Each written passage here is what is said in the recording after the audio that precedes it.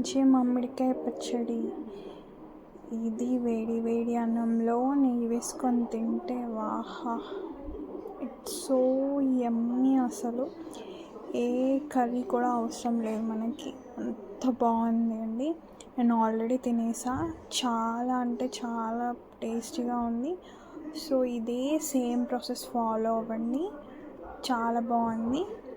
So process ఎలానో చూసేద్దాం. First మామిడికాయలను బాగా కడిగి వాటిని తుడిచేయాలి, అంటే వాటర్ లేకుండా.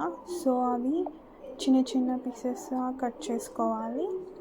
ఆ తర్వాత అందులో మెంతి పొడి, ఆవపొడి, కారం, సో అవన్నీ మనం కొలతలతో వేసుకోవాలి. సో అక్కడ కనిపించిన చిన్న గ్లాస్ టైప్ ఆర్ బౌల్, చిన్న బౌల్లో తీసుకొని సో మెజర్మెంట్స్తో మనం మిక్స్ చేసుకోవాలి.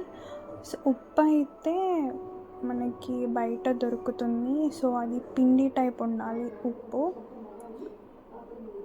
సో ఇవన్నీ బాగా మిక్స్ చేసుకున్న తర్వాత వాటిలో మనం చిన్న చిన్న కట్ చేసి పెట్టుకున్న మ్యాంగోస్ని అందులో వేసి ఆయిల్ పోసి మిక్స్ చేయాలి. ప్రతి ఒక్క మ్యాంగో చిన్న చిన్న పీసెస్గా కట్ చేసుకున్న ప్రతి ఒక్క పీస్కి అది పట్టాలి మనం మిక్స్ చేసింది. సో అప్పుడే టేస్టీగా ఉంటుంది. సో అలా మిక్స్ చేసుకున్న తర్వాత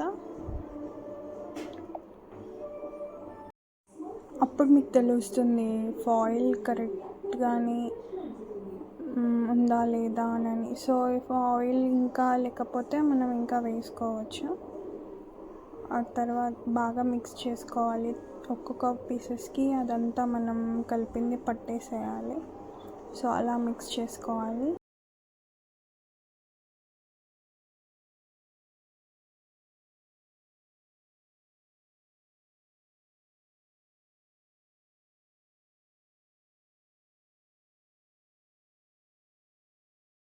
మిక్స్ చేసుకున్న తర్వాత ఒక పక్కకు పెట్టేసేయాలి, అంటే ఒక రోజంతా ఉండేయాలి.